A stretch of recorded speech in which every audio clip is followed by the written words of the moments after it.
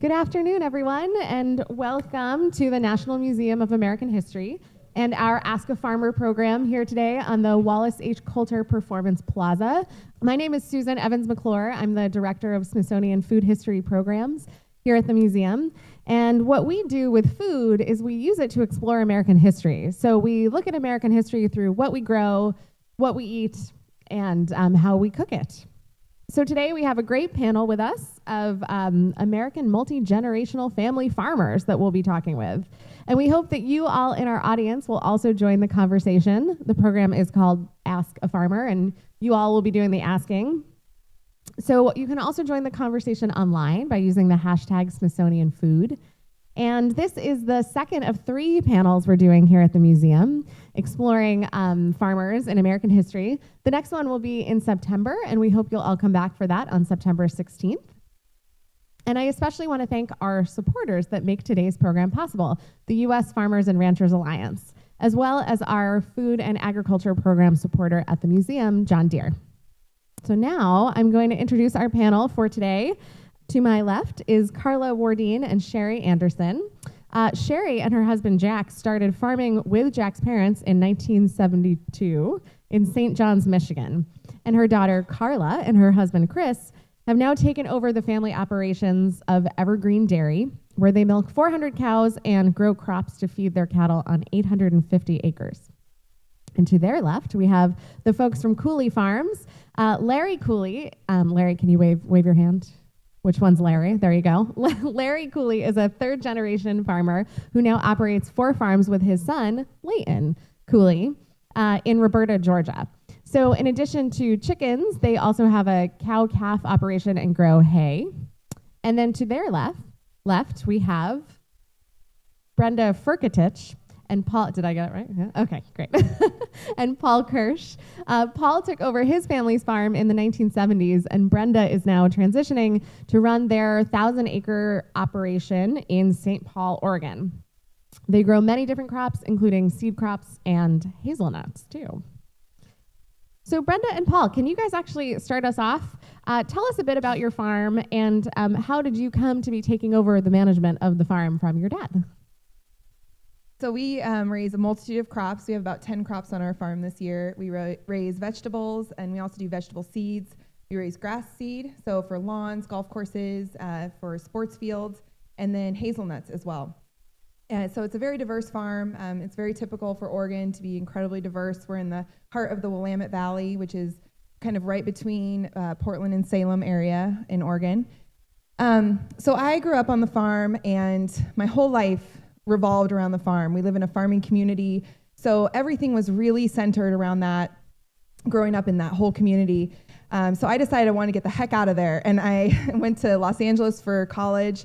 I learned a lot about other cultures. I learned a lot about how other people grew up, and I realized that I came from an incredibly great industry, an incredibly business heavy industry, something that I guess I took for granted growing up. So when I came back in 2006, I told my dad I was interested in farming. I wanted to get back into that industry, and then we kind of went from there. And I've been back for about 10 years now, and he has since retired. We've moved forward, and so my husband started farming about 3 years ago with myself, and we're kind of taking our farm into the next generation.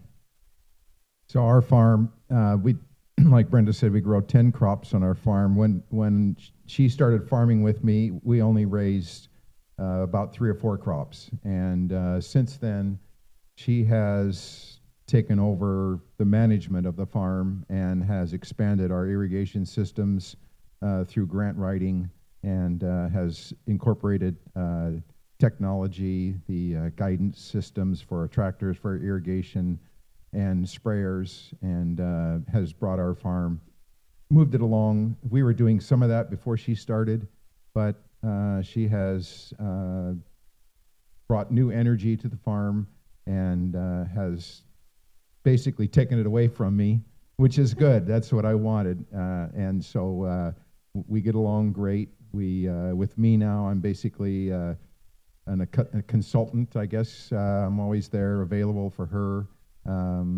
But I have other interests outside the farm. I also own 2 other businesses that are farm related that take some of my time, but the farm now is under Brenda's control. Great. So Leighton and Larry, what's your family farm like? And when did you decide, Leighton, that you wanted to continue the family farm? So I guess like Brenda, grew up on a farm, enjoyed it. Everything that, like you said, life kind of revolved around the farm, and it was just, it wasn't just what we did, it was who we were and still who we are. And so coming through high school, always had an interest in agriculture, but coming through high school, got a good interest in sports, and was able to play college football at a small school down in the southern part of our state. And kind of leaving high school, my mind sort of shifted to maybe I had an older sister that was in education, and I was kind of shifting to education and want to do a little coaching and maybe just do a little farming, maybe more as a hobby or helping Dad out, I guess, when I got back. But probably after being gone for 6 months away from home, I just wanted to get back home. And so after 4 years of school and football, no other thoughts other than getting back home and farming. And so was able to come back, had a great opportunity. Mom and Daddy basically were at a point that for me to come back on the farm, we had to do some expanding, and they had a piece of property. They said, if you want to farm, you can have this piece of property and build chicken houses on it. And so that's what we did. And that was 11 years ago, and certainly hadn't looked back, and it's been a good journey since. Great. So Carla and Sherry, what can you tell us a bit about your dairy? And Carla, can you tell us how you broke the news to your family that you were going to come back to the farm? A little different. This was a little different for me. Growing up on the farm, I did not think that I was going to farm, but my husband and I, after we went to college, we worked in the corporate world, and we knew that we wanted to own our own business, but I didn't want a business that depended on the weather or customers. I wanted to own a funeral home. I thought that we would have a built-in base, the best business out there, but my parents were thinking of retiring, and my husband said, maybe we should farm. Maybe we should do this. And I said, sure, that sounds like fun. So I called my mom, and I said, don't sell the cows. Chris and I think we want to farm. And she said, okay, and hung up the phone. So that was it. We met with them. They had a big list of reasons why we might not want to, why we might, we already knew. And then my dad had a spreadsheet of all of his business for the last 35 years. So we like surprises. What can I say?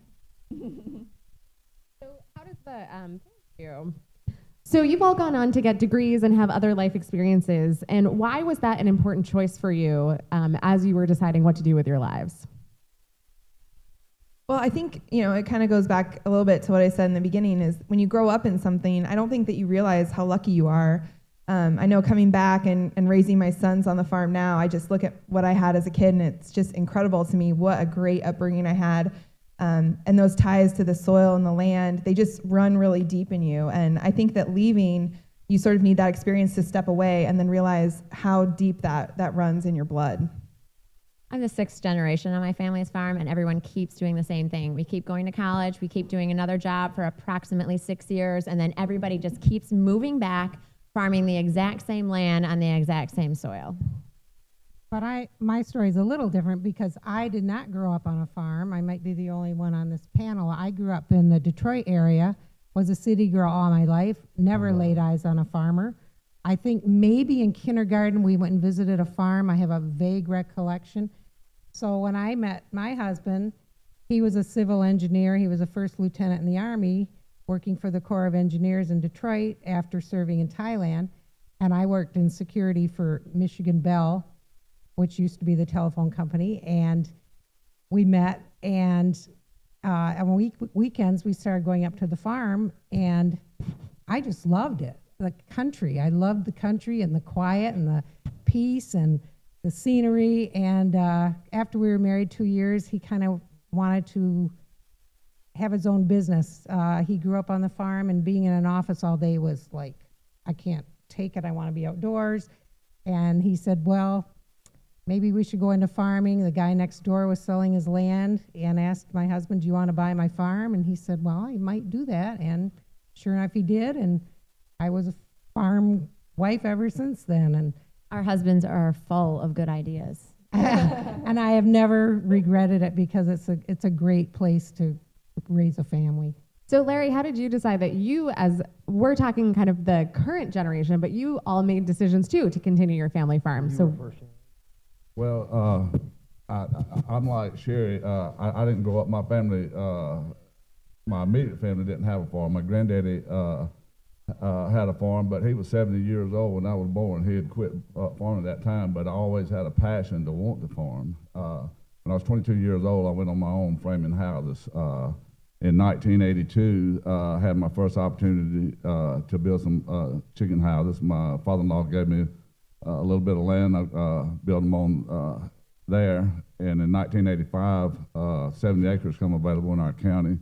I bought the 70 acres, sold the ones I'd built on my father-in-law's land to him. I built 2 houses in 1986, 2 more in 88, and in 1995 acquired another 170 acres, built 4 more houses on it, and didn't do anything other than that till Layton graduated college in 2005. We built 4 more houses at that time for him, and pretty much I took the farm as far as I could take it at that time, and I turned it over to Layton and his wife. They do all the book work, they do all the paperwork of the farm, and now we're 18 broiler house operation with 1,050 acres of land, and we're in the process of building 6 more houses, and Layton and his wife has basically took it to that level.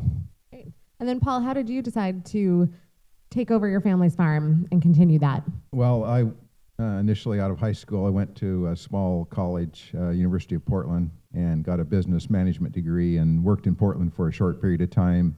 And my father was about ready to retire, and so my brother, who was in the military, who came back, and he was farming with my dad, and they needed more help, and I was the guy that they approached, and so that was in 1974, and I farmed with my brother for 10 years, and then he not retired, he quit farming and went off the farm and got a job with a seed company. So then, but yeah, it was just kind of a natural evolution for me to run the farm, working in city of Portland, the biggest city in state of Oregon. We were always outside. My friends I went to college with, they just loved coming down to the farm every weekend. Some of them were from East Coast, Chicago area, from Los Angeles, and they just loved. And you kind of start to realize, maybe something we have here is pretty special, and that's how it evolved. I married a lady who grew up on a farm nearby, and so it was a natural for her. And raising our kids there, it was Brenda was always the one who always, when she was in high school, would always ask me, "Why are you doing this? Why are you doing that?" We never really thought about her being the farmer, coming back and running the farm, but she was always the one that was curious about our practices and things we were doing on the farm. Great. So farming you've all mentioned the word business and the experiences you've had. So it is a business. You're in a family business. So while it sounds like a wonderful life in a lot of ways, what are some of the challenges that you experience either taking over from a family member, passing the torch to the next generation, or just working with your family on a day-to-day basis? My mom mentioned that she has to bite her tongue a lot. I think it's a little bit different because my dad is the father-in-law to my husband. So while I remember my dad and his dad having more verbal spats, my husband and father, we sort of avoid that because of a little bit of distance. I think it's whether you're the father or father-in-law and you're passing on something you've done for 30-some years and you did it your way and you made it work, and then someone else comes and they have new ideas and they want to do it a little different, and you want to say, well, I tried that and it didn't work. But, you have to learn to let go, let the next generation bring their ideas to the farm, let them improve things that you thought were great, but they think it can be better. And you just have to learn to accept that your part is done, let them have their way, and they'll do a great job. They need encouragement. We were gone at one point, and I said to Chris, "Did you call my dad and see how things are going on the farm?" He said, "What am I going to call and say? Hey, guy who ran it for 35 years without my help, is everything going okay?" The one thing that I guess I've seen, I tell people a lot of times that he taught me for 20 years how to think like he does. And so he kind of had one up. You hire somebody off the street and, there's a lot that you try to teach him, but for 20 years he taught me to think like him. A young person we always have different new ideas. He's an older person that sometimes has new and different ideas. It's always kind of that process of buying into the other's thoughts. And I think the best thing about a family farm is that you trust one another so much. When you're working with family, you're working with somebody that you trust with anything and everything you have. And so it's part of mine has been, of course, you throw out a new idea, then that's maybe not always the instant that it's heard is received. But usually through the process, we work pretty good like that together. I think some of the hardest stuff is when I had a new idea just to have a different idea. Kind of looking back, might never told you this that much, but sometimes you just want to do something different just because you just want to do it different. And you realize 11 years into it, I see myself doing things a lot more like he does it. And, so it's been a fun journey and process. But the most special thing about a family farm or any family business or working with your family is that you can trust the person that you're working with.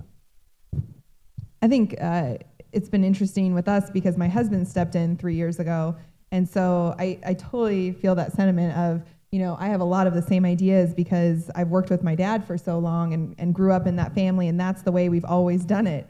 And so now when my husband, who was an excavator for 20 years, comes in and starts farming, and he's doing an excellent job, but he'll come to me with ideas. And I'm like the old farmer that's like, well, we've never done it that way, and it's like, I should be the progressive one here.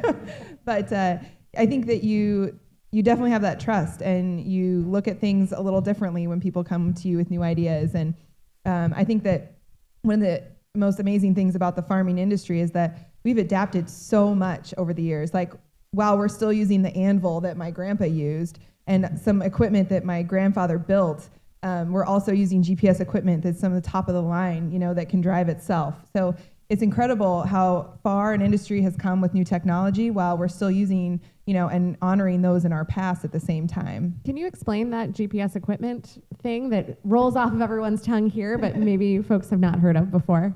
Yes. So just like on your phone or in your car, that tells you where to go, we have GPS for our farm equipment. So while we know how to get to our fields, which is good, once we get in the field, we have equipment, so for instance, for spraying, that tells us where we're at in the field, how many acres we've applied to. It allows us to set up a field map so that we can let the sprayer drive itself.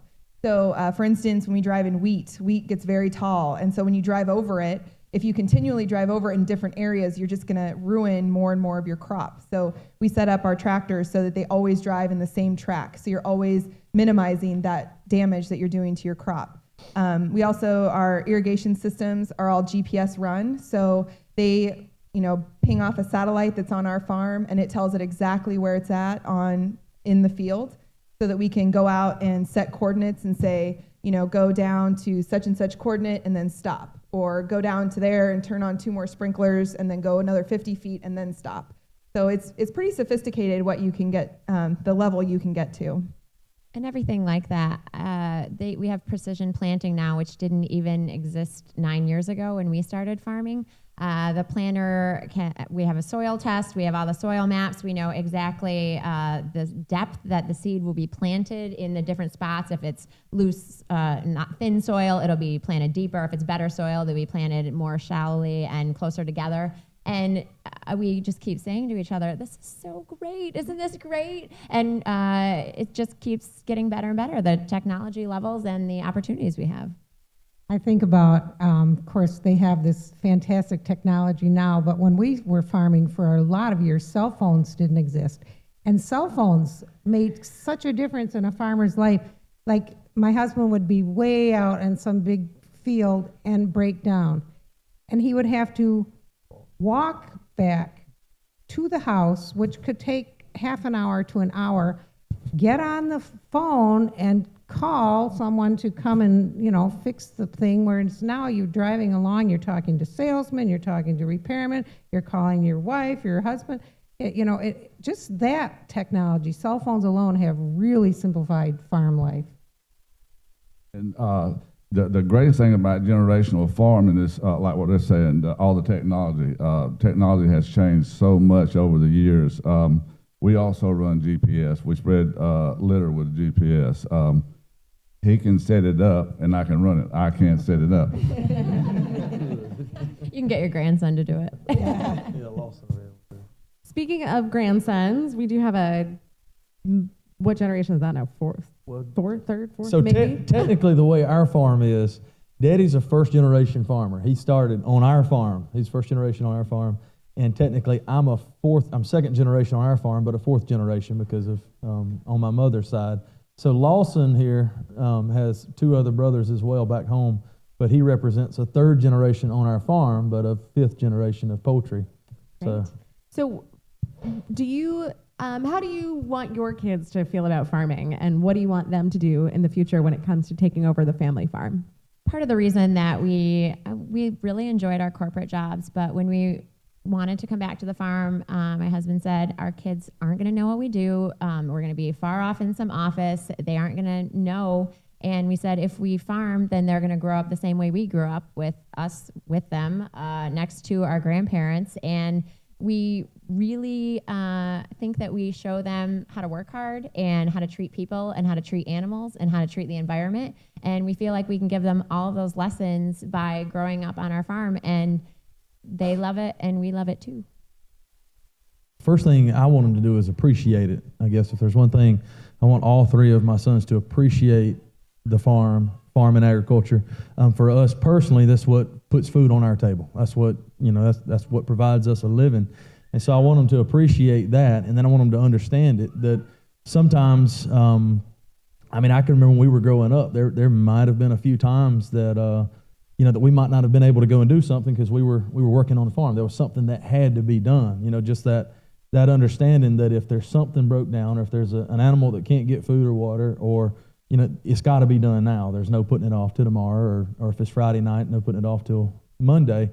And so I want them to understand that, that side of it, and to appreciate it. But our biggest thing, I guess, that we talk about, and I was sharing last night that my mom said not too long ago, is that Mom and Daddy want their grandkids to be able to have an opportunity. If they want to come back to a farm, if they want to enjoy or to be able to make a living the same way that we do, they want them to have the opportunity to do so. And so that's kind of, every decision that we make a lot of immediate decisions day by day, but there's so many of our decisions that are, how's this going to look 10 years, 20 years, 30 years down the road?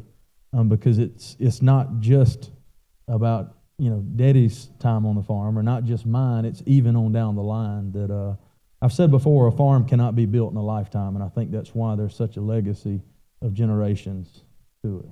So. Yeah. My hope for my grandkids is their mom and dad will see, their mom and dad does see how they grew up on the farm. And I can really say that every one of my kids want their kids. They hope that their kids are going to grow up to become farmers. Now, that may not be so, and that's okay. But one thing that me and my wife can say is that we have established that opportunity for them. If we do nothing else, we've established the opportunity for them to do that. Well, and I think when the way I was always raised was I never felt pressured to come back to the farm. It was never expected. Going to school in LA, I'm pretty sure Dad and Mom both thought I was like a lost cause of she's never coming home.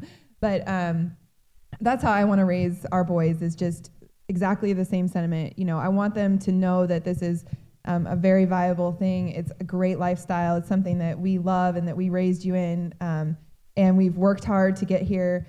And we do make decisions for that next generation, and I hope that legacy goes on, but I also don't want them to feel pressured to be there, because I've seen what that can do to people when they're forced to come home, or they feel that pressure and they don't choose to, and it doesn't end well for either generation or the farm. And I feel like I should say, Brenda has 2 kids, Leighton, 2 sons, Leighton has 3 sons, I have 3 sons. So there are at least this many children that want to become farmers for the next generation.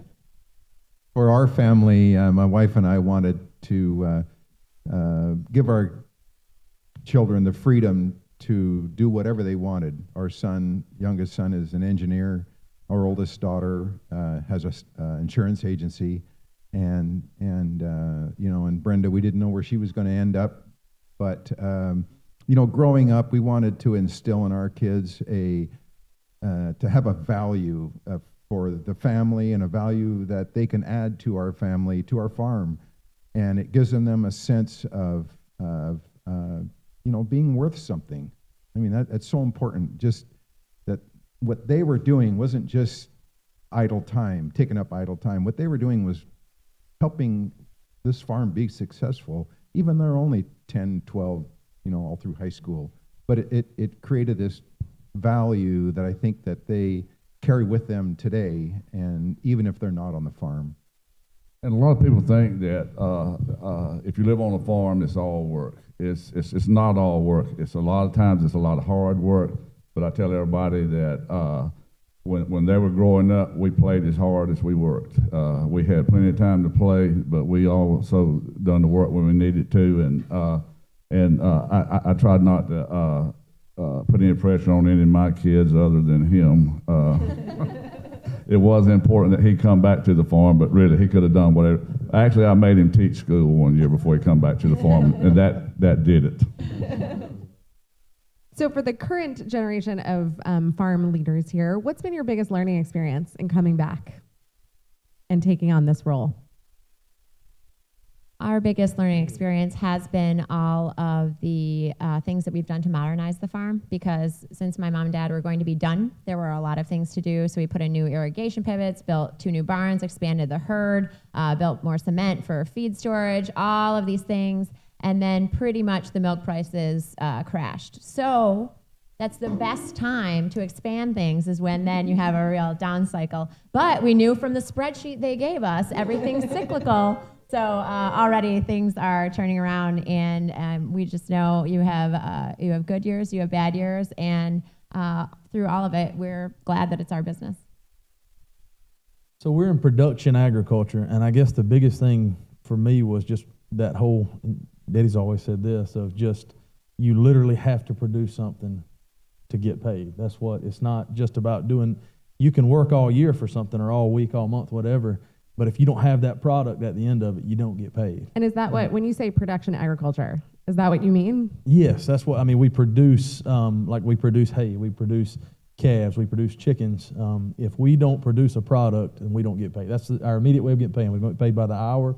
We don't get paid, it's based off of what we produce. And so that was something, just having to, there's a lot on the line, all the time. And so I think for me, when I first came back, I had worked all the summers, so the harvest, and you get to see a whole side of that side of farming. And farming is really seasonal. So for me, seeing the year-round workings of a farm, and then being at that level with just being right under my dad, the business side of it, talking to seed companies, negotiating contracts. There's a lot that goes into producing a product. And to me, I was just astonished at how much of my business education I was using on the farm. And then meanwhile, I've got this whole other side of learning the dirt and learning the soil and how to work the ground and how to best apply, nutrients to the soil to get your plant to grow. So to me, it was really overwhelming at the start, because it was this whole, I didn't realize how much of the business I was going to be using. And then now there's this whole other side that I have to learn.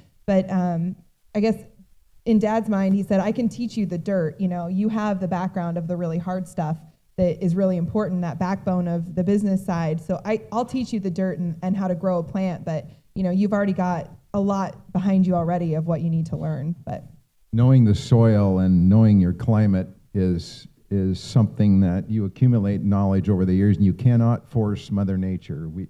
You can't take your soil and plant a crop that won't work in your climate and your soil. It just won't happen.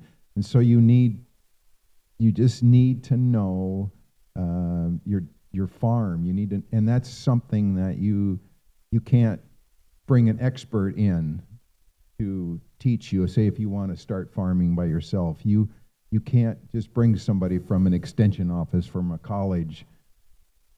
They have scientific knowledge, but they don't have the knowledge that's applicable to your soil and your farm. And so that's the part that our experience, the older generation can help the young farmers coming into their operation. So I am going to pause quickly for our conversation to open it up to the audience. We do have some new folks who just joined us. So on stage today, we have 3 different family farms, one that is a dairy farm, one that raises chickens, and one that raises many different crops in Oregon. So does anyone have a question right now that they've always wanted to ask a farmer about what they do? I see someone with their hand up right there. Catherine has a microphone for you. Go ahead. How do worms go through little holes underground? Okay, so the question is, how do worms go through little holes underground? I'm going to extend that to a biodiversity question for you. So how do worms work, and what role do bugs play on exactly what we were talking about, which was soil health? Well, We'll ask our expert here. yeah, I'm not a worm expert, but worms are very, very important on our farm for creating good soil. They tunnel through the ground. I don't know how they do it.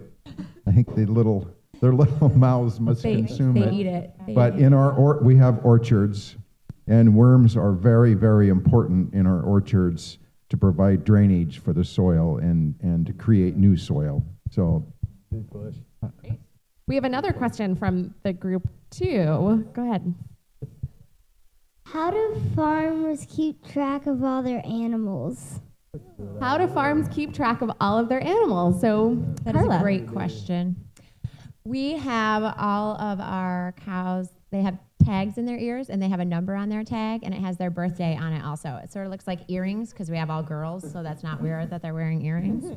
And then we have all of their information on a computer, just like how at school they have information on you. We say when they're born, when they had their vaccinations, when they had a calf. And so we know each of them. And then also some are friendlier than others. And so we keep track of those really well.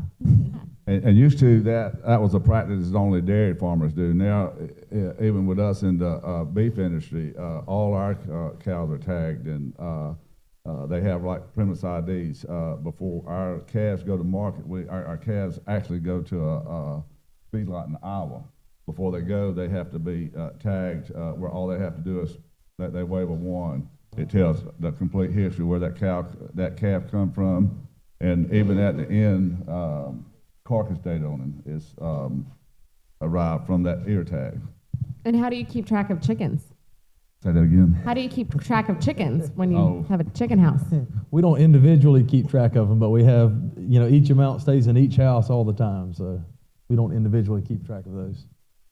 Any other questions for our farmers? I see one hand up in the back there. So, as someone who grew up on a farm and is now out doing something else, working in communications, what advice would you give to me in making my decision on if I want to move back to the farm at some point or if I want to stay and do my own thing? So life advice from people who have lived it. What would you advise people who did grow up on a farm? What advice do you have for them about their future decisions? You look pretty young. Are you thinking about a farmer dating site, perhaps?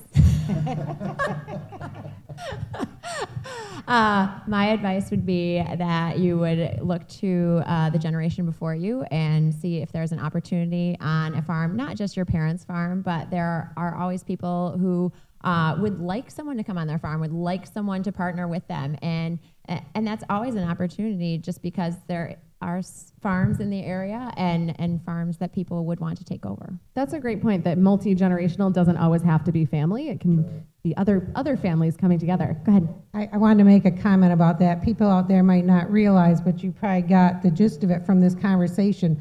Most of the farmers now, like in Carlos and Brenda's and Leighton's age group, I would say, and even in our family and here, the generations before, many of those farmers are college educated and have degrees. It's not like it used to be in the 40s and 50s where you grew up on the farm and you came back to the farm and that was your only opportunity. Most farmers that we know send their children to college, and a lot of times those kids go out and have other careers, and then they make the decision, I either want to do this the rest of my life, or gee, I kind of miss being our own boss and having our very own thing. You look at that field that you tilled, you plant that seed, you watch that crop grow. There's no feeling of satisfaction like seeing something like that, or raising a calf to be a cow that produces milk. So, you think about those things when you make career choices, but I would say most of the farmers nowadays are college educated, not necessarily in agriculture. And another thing about farming is an occupation that's very hard to get into unless you come from a family-oriented farm background. One thing, acquiring land, it's hard to go out and borrow the money to buy land, then to put whatever you have on it and make a go at it. I chose poultry farming because it was an occupation to start with that I could work as a builder and grow chickens at the same time, and I increased our operation like that. I had to have 2 jobs to become a farmer. Leighton, he come on the other side of that, and he didn't have to do that. And now I hope his sons will not have to do anything like that. But that's kind of how you get in farming. But there is opportunity. That's what is, even somebody that grew up on a farm to come back, or like you said, or Carly, you said it, about going to other farms. Other multi-generation farms have that opportunity. And there are programs through like Farm Service Agency now that help young people that want to get started to hedge some of the debt, some of the money. So the young lady in the back, I would encourage you that if that's something you want to do, start pursuing it. And but exactly what Carla said, I agree with all that. And what I was thinking about when I said that was to you, if the opportunity arises and you have the opportunity, don't miss out on it. So can we talk a little more about that, why farming is hard to get into? You mentioned land is hard to get. There's some expenses. Does anyone want to talk about what makes farming hard to get into today? One thing I'll say is one of the other thing that kind of was overwhelming and surprising to me coming back to the farm was really the volume of dollars or money that it takes to make a normal salary, I guess. The volume of investment. I guess when you look at land, land is something, and there's different types of agriculture. You need different sizes or different acreage of property. Some are, you can start on small farms. Some, if you're wanting to be a Midwest corn grower, you have to have a lot of acreage. And so land is just the most expensive, I guess, asset that you have to invest in, I guess, and to borrow the money to do that, it's kind of a stretch. Sometimes it's a stretch for a veteran farmer. And I always remember I had a guy that he didn't know anything about agriculture, and I was going to him about something. He was a financial guy, and anyway, I went and I was about to buy another farm, and I showed him all the papers, and he looks at it. And I've already been in the business for a few years, and so I know, it takes a lot of money to make a normal salary, and within a year's time. And so he looks at it, and he looks back at me, and he says, "You want to borrow this much money just to make this amount of money?" And it kind of aggravated me, the way he said it at first. But I'm like, "Yes, sir. That's what I'm wanting to do." And he's like, without just telling me, he said, "You must be crazy." He didn't say that, but that's what his face said. But it's just something I was willing to do. It's the volume of money that it takes to just for 1 year to make a normal amount is a little bit overwhelming, and that's what the tough thing, about getting a lender to do that. We have a couple more questions right here. How do people know how to plant vegetables and fruits? So how do people know how to plant vegetables and fruits or to raise animals? I think you all learned from your parents a bit, but how do people learn that? What do you learn? So we actually, we just started growing vegetables on our farm, 8 years ago? So we've only been doing it for 8 years, so not very long in the scheme of things. But when I decided to approach my dad and said, hey, what do you think? Should we grow some green beans? And he said, well, go for it. So the first thing I did was talk to my neighbors who have been growing green beans for generations. And I asked them, what's your timing look like? Who do you contract with? So we got in touch with the cannery, and we went and we got seeds from them, and they came out and they told us the day that they wanted us to plant, because their cannery, since we give it to them, they have to time their plantings so that they can get product in at the right time so they're not overwhelmed. So they told us the day to plant it. We planted them, and then we just worked with a lot of our extension agencies. We worked with farmers down the road to get advice, and it worked out, and we take really good notes now. So we have a book that has all of the information of what we do for crops every year. So I can go in and say, 2 years ago, how did we treat our green beans, or how many times did we water our green beans? And all that information is there, what the weather was like, what the pests were that we had to deal with. So there's a lot of good note taking, but it's just, I guess, how anyone would learn to grow a new crop, honestly. By asking people and writing it down. There you And go. a lot of it is, if your mom and dad grow a little garden, grow flowers, whatever, you plant in the spring, you watch the weather, the temperature, and that's kind of what we do. We just do it on a bigger scale is all, and trying to make money at it, but we're still also feeding people. And like on our farm, we also have a garden. I love to garden, so I grow a big garden. I grow enough garden that it feeds 4 families. We eat produce from our garden clear into the next spring that we store, onions and potatoes and things like that, corn. So yeah, it's something that just evolves over time. And farmers have many resources. The universities have departments, agricultural departments. If you need help with your dairy cattle, or you have a problem, or they have extension agents that come out to farms and help you. There are so many places, agricultural departments, that Farm Bureau, places farmers can go to ask questions and find out things that they need help with. Great. I think we have another question back here too. You were talking about new crops. How did you get into hazelnuts? So you guys grow hazelnuts, and how long have you been doing that, and why hazelnuts, and how did you get into it? Okay, in 1988, 89, I went and talked to my banker. I was thinking actually of growing Christmas trees. Oregon is, I think, #1 producer of Christmas trees in the United States. And I came out not growing Christmas trees and decided to grow hazelnuts. Just they're long-term. You can grow them for, if you take care of your orchard, 50, 60, 70, 80 years.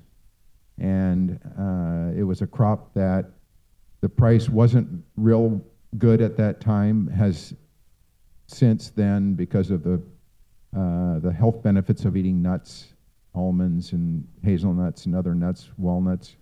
But anyway, so we decided that we had a 100-acre block and decided to start planting hazelnuts in that. I told my wife, I said, I want to grow something I can eat. At the time, we were growing all grass, turf-type grass seeds, and they were getting shipped off. And for the harvesting is in October, so it worked out good for our timing-wise for harvest. And so that's kind of how I decided to do it. I like orchards, I like trees. It spread our workload out. Winter time is our pruning time. So that gave us something to do, and even though it's horrible weather, rainy and cold and all that, but it gave us a chance to do more outdoor work and to just spread our workload out. Great. We have another question back here too. What state or county do y'all farm in? So what state and county do you guys farm in? And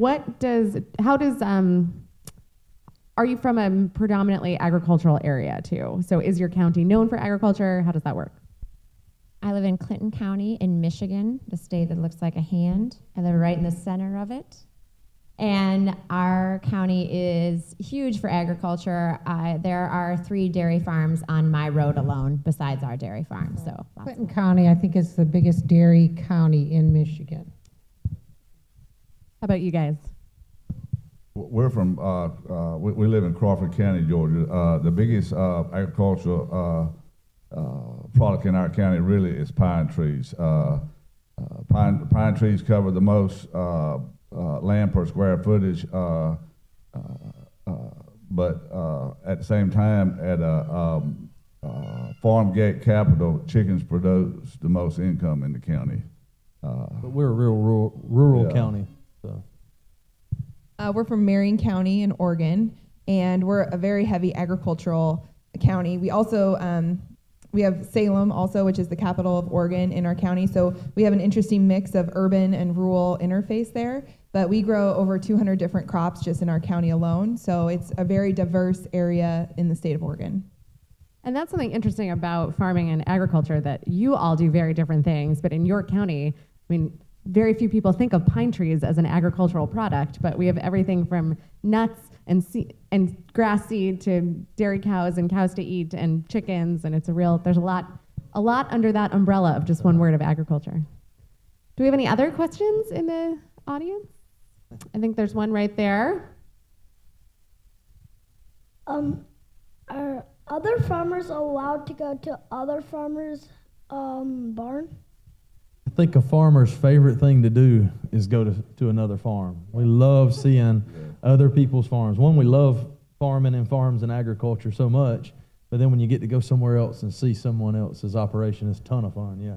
Every farm thing I go to, we go on a farm tour all the time. And then when we go on vacation, we inevitably end up at a farm, seeing someone's farm. Oh, yes.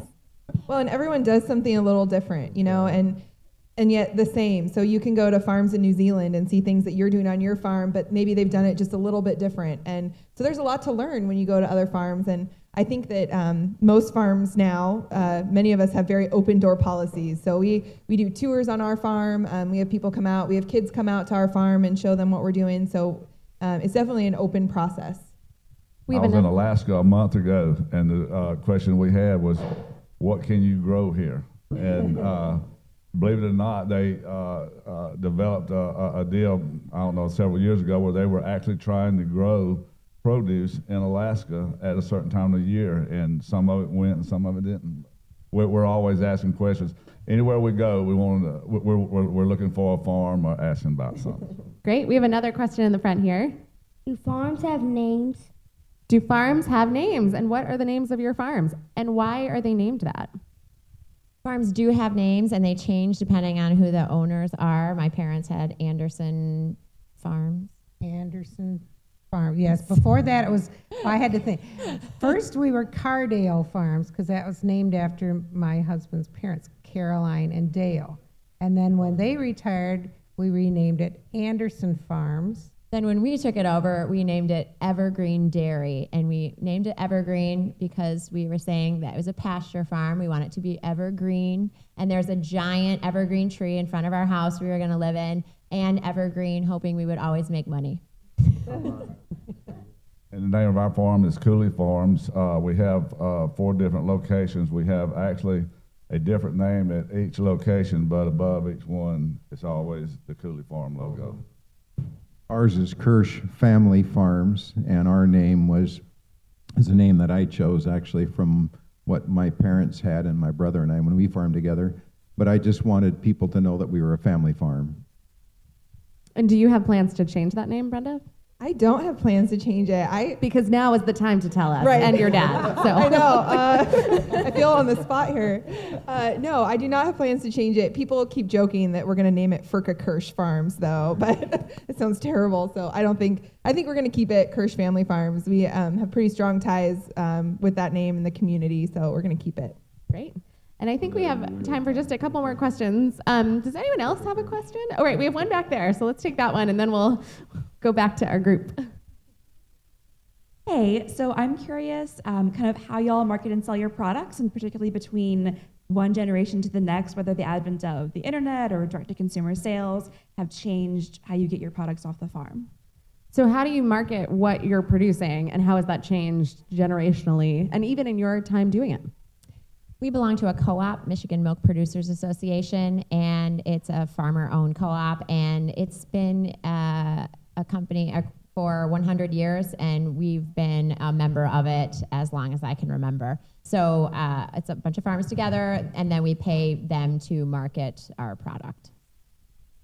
Well, we grow contract under Purdue Farms for our chickens. So basically, Purdue pays us to grow their bird. They handle the marketing, the sales, all of that side of it. We have a small hay business where we direct sell. We don't use any website, internet. Right now, we're still word of mouth, and we hadn't been able to outgrow our word of mouth yet. So that's our cattle. It's kind of adapted along the way, not necessarily a generational thing, but we sell our cattle. We've tried to. It's like everything else. You try to hang. The more you can retain, the longer you can retain ownership or add value to that product, the more, I guess, more added value is what I meant to say there. But so our cattle, we keep them a little bit longer now, but we direct sell them to a feedlot who direct sells them to a restaurant, or to a processor, and so we've kind of cut out a couple of different steps in there with those. And we grow chickens in Georgia, but Purdue is actually based out of Salisbury, Maryland, not far from here. And what we do, we own all the facilities that the birds are grown in. They own the birds, and they produce the feed that we feed the birds. So we grow, because we're growing so many different types of seed that have very specific genetic traits and that sort of thing, we grow for companies contract, and they market that and then sell that. So our seed goes all over the world, and all over the U.S., obviously. Our hazelnuts, we're a member of the co-op as well, and so they handle the marketing of that. And a lot of these, the marketing of our products is farmer marketing in a sense that we're on the marketing board, or, we volunteer for these positions to help get our product to different places. And then our vegetables mostly are going to local canneries that are then going out. So us personally, we don't do as much marketing. The marketing that I do is just marketing for the farmer in general and the farming industry, because of that rural and urban interface that I mentioned. In Oregon, it's really hard when people don't grow up on a farm to try to farm and live next to farms. So that's the kind of the marketing that I do in order to keep us being able to farm. So how has internet and social media changed the way you're either farming or the way you're communicating with people? I had twin boys right after we moved onto the farm, and then a third son. And so in the beginning, I was mostly surviving. But then after that, I was really involved in the farm, and I wanted to communicate with everyone about it. So I got involved with the National Milk Producers Federation, and I started writing a blog, Truth or Dairy, and I started representing farmers with U.S. Farmers and Ranchers Alliance. And through all of that, I feel like part of my role is, like you're saying, to tell people about farmers and say, we're real people. This is our real business. Food really comes from somewhere. And being able to do that all through social media and being able to communicate people, not only community-wide, not only countrywide, but worldwide, gives people more of an idea about what the business of farming is and the lifestyle. And before, like when Carla was a little girl, we didn't have Twitter and Facebook and all that, but my husband would take a calf to the elementary school, and the kids could come out and pet the calf, and anything you can do to take farming out to people who have no exposure to farming, to show them, this is a business, but this is also our life, and that we love doing it. For me, I'm a really social person, and so when I first started farming, I instantly got involved with a lot of different organizations like Farm Bureau and Young Farmers and Ranchers, and getting that social side of farming out there, and then Adopt a Farmer program that is in our state as well. But can you explain that? Adopt a Farmer? What yes. is that? So the Adopt a Farmer program is a program that basically takes 6th middle school kids and allows them to adopt a farmer. So they have one farmer for a full school year. And the farmer goes into the classroom 2 or 3 times a year, but then they also get to come out to the farm 2 times a year. So they get to see 2 times what a farm looks like, which is great because farming is so seasonal that there's always different things going on. And it's a great way for them to come out and really get their hands in the dirt. You know, a lot of times we'll do competitions, like I know they've done irrigation pipe moving competitions and things like that to let kids see that, you know, we do get dirty, but at the same time, you know, we go into the classroom and teach them the science of farming or the math involved in farming and those types of things. Great. And Leighton and I both serve on our county farm bureau. Our county farm bureau does a program called Ag in the Class that we provide elementary schools with classroom material, you know, about farming. Also, once a year we have what they call a farm day at the elementary school, and the surrounding farmers bring cows, chickens, horses, anything that's involved with farming. The kids can come around and put their hands on it. And I don't know if the Coolies are going to mention this, but they were also a subject of a farmland documentary, and that was a huge undertaking for them, I know, too. I'll tell you how I use the internet, and I'm not a social person, but I'm a mechanical guy, and so we had this old pickup where the electric motor wouldn't run the window up and down, and so we're looking at that, trying to, how do you get inside of a door, right? And so let's go on YouTube. So we did. We went on YouTube, typed in 1995 Ford pickup. How do you fix the motor? And sure enough, you know, so we did it a little different, a little less crude than what the guy did that was demoing it. But you know, for us, that's how we use the internet quite a bit, actually. Yeah. So you've all mentioned some things that have changed and some things that have stayed the same in your families. So what do you think is next, perhaps for the next generation of what farming will look like? I would say for us, just moving forward with technology, you know, with hazelnuts, we're continuing to plant orchards. And now my husband and I are saying, well, these are orchards that our sons will raise, you know, to the end. And so I think just looking forward to that next generation, we're really focused on that legacy and keeping our farm viable, putting in crops that are going to be, you know, sustainable for our farm, and getting cropping systems that are sustainable for the long term. You know, we think a lot about soil health and how do we keep that going in the right direction, and how do we leave the land better than when we got it from our parents. So I think for us, it's definitely that next generation, but throughout everything that we're doing, that long-term plan. When people talk about sustainability, I always say, you know, this is 137 years that we've been farming on this land. That's the definition of sustainable. It keeps going. And so when I plant trees in my yard or we do different projects on the farm, we always think about, like, we want it to be an option for our kids. And we know that no matter what happens, even if the farm is never there, we're always going to have that land. We're always going to live on that land because we love it. Yeah. And Cooley Farms was started in 1985, and I hope in 2085 my grandkids will celebrate the 100th year of Cooley Farms. That's what my hope is. Pretty exciting. Technology changes we see technology to continue to move. Our minds can't even imagine probably what the next 25 years will look like with that. So we definitely see that. I think about with 3 sons, if they all 3 decide they want to farm, they all have 3 completely, totally different personalities right now. It's unbelievable how different they are. And so I see diversification, you know, guys that they're going to want to look at different things. And I don't want to lock them into saying, well, we just do chickens, cows, and hay. You know, I see them with different ideas and different thoughts. And so technology and diversification is what I see.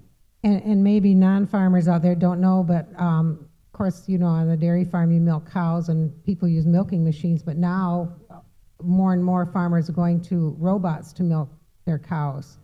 And I think there will be a lot more of that in the future. And it does get harder and harder to hire people to work on a farm because more and more people are removed from being raised on a farm. And so I see more robotics on farms. Now they even have things like she was saying, go out and plant your fields, and everything's GPS, and it's pretty amazing what can be done.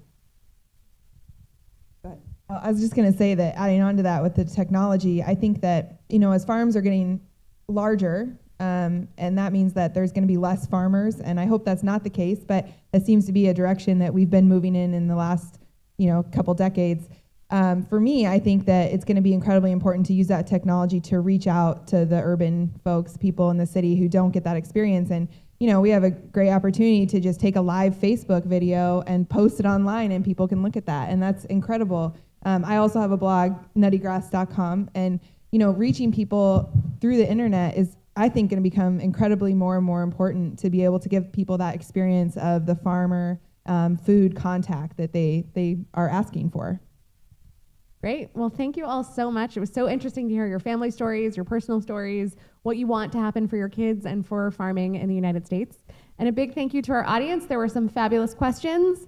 We all know more about worms now and lots of other topics. So we hope to see you back here in September for our next live program in our Ask a Farmer series. And a big thank you to our panelists.